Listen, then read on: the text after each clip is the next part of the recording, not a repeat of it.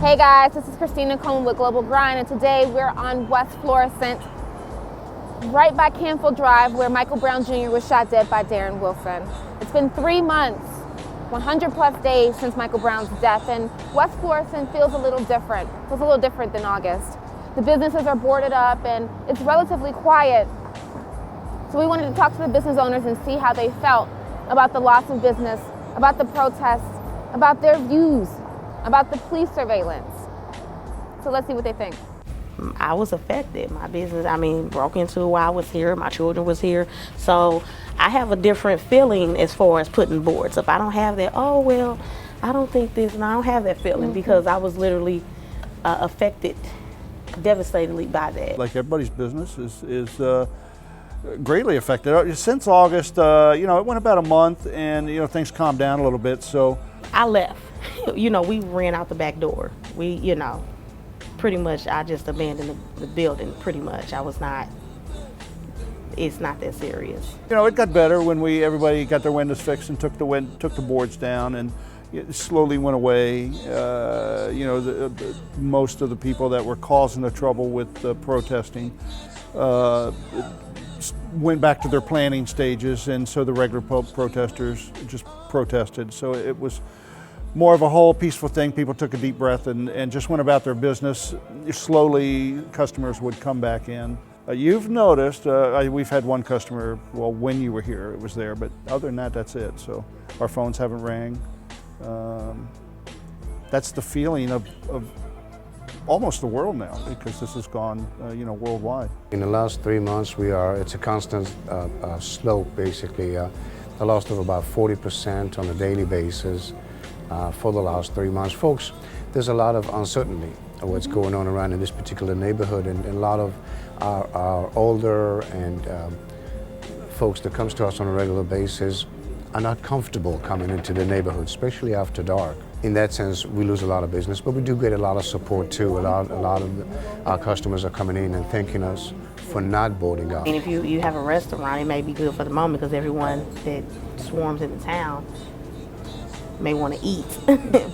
But if most business around service business, we service people, insurance or the barbershop, nail. So a lot of our base is walk-in base. Are people scared to come up here? Like, what's the deal? I think that it's just the uncomfortability. I think it's people are uncomfortable. Even if you're not scared or something, just being uncomfortable with it is enough.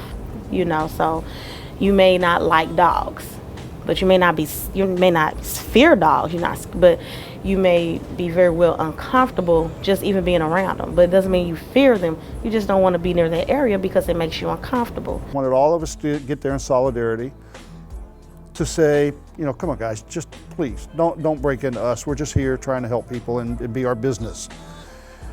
And this guy in his little mask, is yelling about respect. In the middle of Wild, the lawyer is just trying to say, guys, we're not on one side or the other. We're just business people. And that's the kind of people that are trying to stir things up and turn things over. Those are the ones that'll just break out a window just because they break out a window. I kept the bricks over there that they broke out my windows with, and you can look over there and see them, and they are the bricks that you see around your landscape. They're the ones that, the little red bricks that do like this, and those are broke apart. Somebody had to bring those from home. So when this whole thing started, somebody that didn't have a thing to do with protesting, whether he was innocent, shot, whatever happened, they bought those bricks with them. From a home or their home. They're not from here. Look, when you go out there, you'll see they're not from here. With being around and talking to folks and all that from the neighborhood, we feel this time around that it's a bit more secure than we felt before, and we wanted to show that we trust the neighborhood first of all, and we feel that we're part of the neighborhood. And because of that, we didn't want to just send a message that we're just going to block out and close the shop down and go underground in a sense. We wanted to be visual. We wanted to be out there to show people that we, although part of the community, we wanted to move on, and we feel like in order for us to get any progress whatsoever, we have to move on. And then it also, for people to say, oh, this is a peaceful protest, I think it gives them the wrong impression of what an actual protest could be when things like that happen. It sends a wrong message to the youth because they think, oh, protest is rioting and tearing things up. No, it's not. The gentleman, I can't remember your name, sir, My but name is Jamari. Jamari. And so you had your opinion on the things that happened, but the stories that came out, and we don't know the stories. I mean, we weren't there, right? All right, but the original story was they were walking down the middle of the street, and the policeman didn't like it, cussed at him, got out of his car, and shot him dead. My point is, in 2014, you really think that happened? Really? Now, I don't care if somebody says they saw it. Do you really think that in 2014, this policeman's driving down the street, saw two kids walking in the middle of the street, didn't like it, got out of his car, and shot them dead? I just don't think so. I don't think that happened either. Now, could it happen? Well, not in my wildest dreams. Not in 2014 in the United States of America. What will a bad policeman do? If he's a bad policeman, what will he do to you? If you're on your knees giving up, he's a bad policeman. He's gonna hit you in the head, right? Tase you, kick you in the face, and do something bad. He's not gonna shoot you 7 times. So what did happen, I don't know.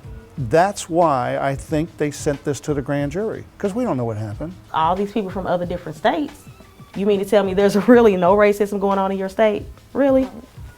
And I'm not saying yours, I'm just saying every other state. There's people here from all over. Oh, because we're doing this, and great, that's good, support.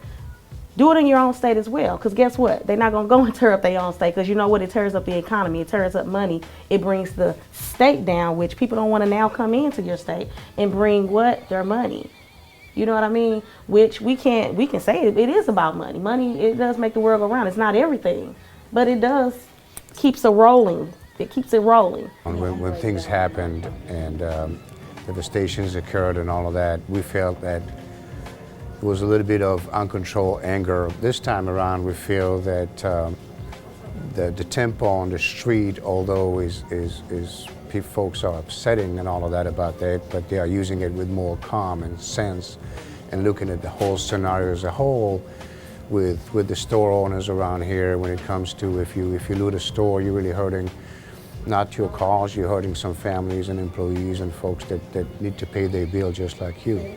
You know, I am pro-police, but I am not pro-bad police. And, you know, nobody is. Even the police aren't pro-bad police. You know, they don't even like that stuff. Will come to us and just chill with us, and we'll help them how to download this and how to download that, and how do I take my pictures from here and there and stuff like that. And obviously we don't charge for anything like that. So we do a lot of service in a sense that we offer a lot of things that nobody else will offer. You know, so in a sense, you know, we, as I said, you know, we are part of the community too, you know. And I don't know if I mentioned that before, but we get a lot of traffic from folks who obviously shop here too, but they also like to come here to vent. Right. You know, it's like your barbershop coat in a sense, if I can mention something close to it, in the sense that whatever happened in the neighborhood all over, we always have the people that come here and we chit chat about it and what happened here and what happened there. So you by being here for a few days, you really get a feeling of truly what's going on in the neighborhood, what really people are feeling and all that.